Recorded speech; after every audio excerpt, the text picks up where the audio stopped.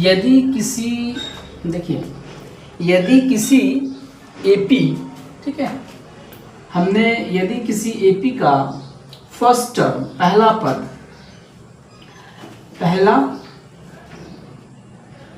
पद हमने A1 consider किया, ठीक है, हमने दूसरा पद, ठीक है, हमने दूसरा पद A2 कंसीडर किया, इसी तरह से तीसरा, ठीक है, तीसरी पद हमने क्या कंसीडर कर लिया, A3 कंसीडर कर लिया, डॉट डॉट डॉट। इसी तरह से हमने nवां पद अगर हमने AN कंसीडर कर लिया, तो अर्थमेटिक प्रोग्रेशन, जिसको शॉर्ट में AP लिखा जाता है, तो इस तरह से हम इन पदों के मदद से इस AP को लिख सकते हैं। अगर हमें पहला पद, दूसरा, तीसरा, nवां पद प्राप्त है तो हम AP को लिख सकते हैं। तो इस AP को लिख सकते हैं AP equal to A1, A2, A3, A4 dot dot dot AN, ठीक है। इस तरह से हम क्या कर सकते हैं, इस AP को लिख सकते हैं। तो इस AP का ये पहला पद हो गई ना, ये दूसरा, तीसरा, चौथा और ये nवां पद। देखिए nवां पद को हमने AN से डिनोट किया है, दूसरा पद को A2 से, तीसरा पद को A3 से और चौथा पद को A4 से, तो nवां पद को AN से। अब समझिए कि कर्मागत पद किसे कहते हैं। इंग्लिश में बोलते हैं कॉन्जुगेटिव टर्म्स और हिंदी में बोलते हैं कर्मागत पद। तो कर्मागत पद किसे कहते हैं उसे पहले आप समझें। देखिए A1 के बाद A2, तो ये दोनों पद क्या है, कर्मागत पद है, ठीक है। अब A2 के बाद 3 आया है ना, तो ये दोनों भी कर्मागत पद है। 3 के बाद 4 आया है, कर्मागत पद है। बताइए तो A1 और A3 क्या ये कर्मागत पद है? ये कर्मागत पद नहीं है, क्योंकि A1 के बाद जस्ट 2 आना चाहिए ना, लेकिन 3 आ रहा है, इसलिए कर्मागत नहीं है। A2 A4 अगर मैं बोलूं, क्या ये दोनों पद कर्मागत पद है? ये भी कर्मागत पद नहीं है। कर्मागत पद के लिए जस्ट उसके बाद A1 के बाद A2, A10 और A9 ये दोनों कर्मागत पद है। अगर मैं बोलूंगा आपसे कि A10 और A11 क्या ये दोनों कर्मागत पद हैं? यस, ये दोनों कर्मागत पद है। अगर मैं आपसे बोलूं कि A2 A3 क्या ये कर्मागत पद है? हाँ है।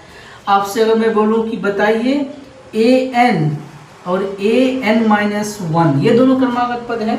हाँ, ये भी कर्मागत पद है, क्योंकि N-1 के बाद तो N ही आएगा ना, क्या?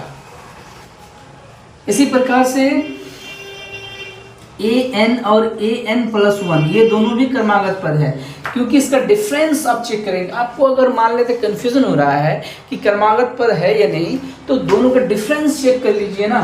तो N+1 में N माइनस कर देंगे, तो अगर डिफरेंस 1 आता है, अंतर अगर 1 आता है, तो वो दोनों पद क्या है? कर्मागत पद है। इस दोनों के भी अंतर निकालिएगा तो 1 आएगा, इस दोनों के भी अंतर निकालिएगा तो 1 आएगा, इस दोनों के भी अंतर निकालिए 1 आएगा।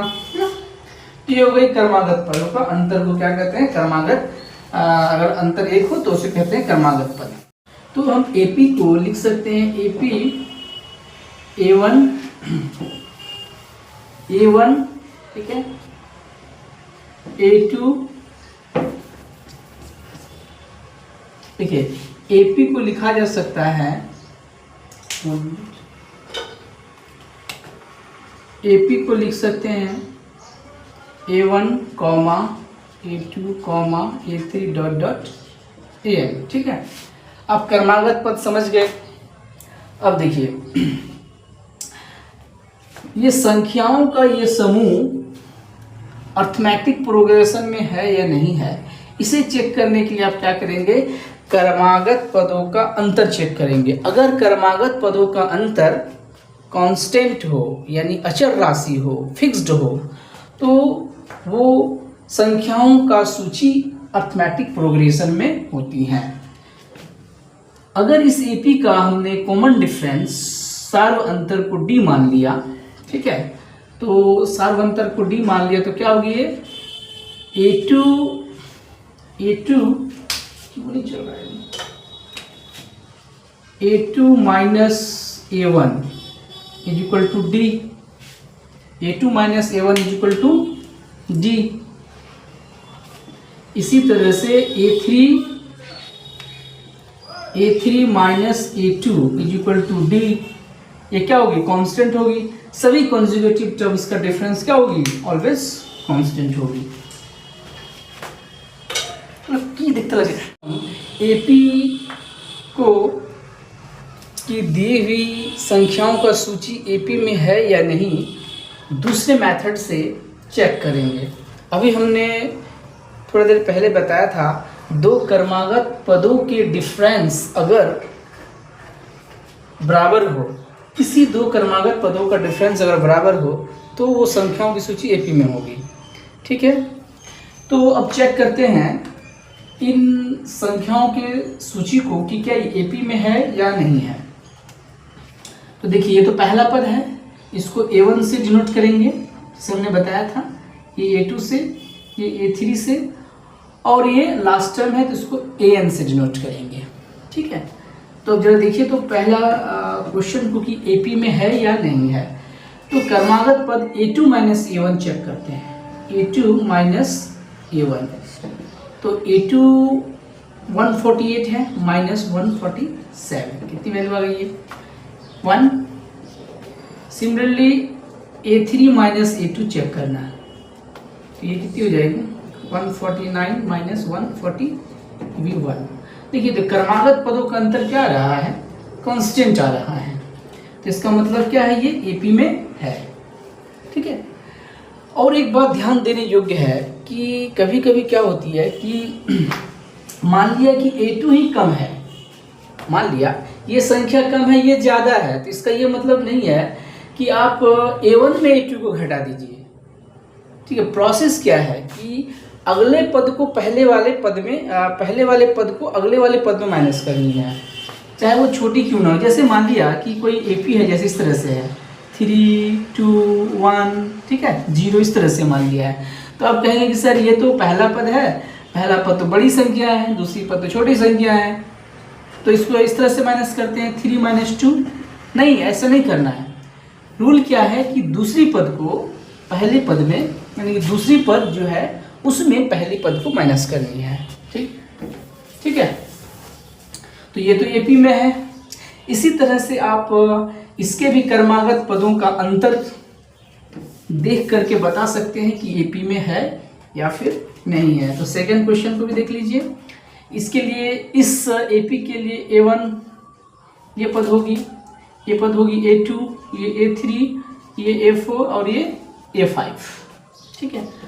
तो आप चेक करेंगे A2 माइनस A1, तो A2 माइनस A1 ये माइनस 3.0 माइनस माइनस ये माइनस 3.1, तो माइनस माइनस प्लस, तो 3.1 में क्या कर देंगे 3 को माइनस कर देंगे, ये 0.1। सिमिलरली A3 माइनस A2 यानी माइनस 2.9 माइनस माइनस प्लस हो जाएगी 3। अब इसको माइनस करेंगे तो ये वैल्यू कितना है 0.1। फिर A4 माइनस A3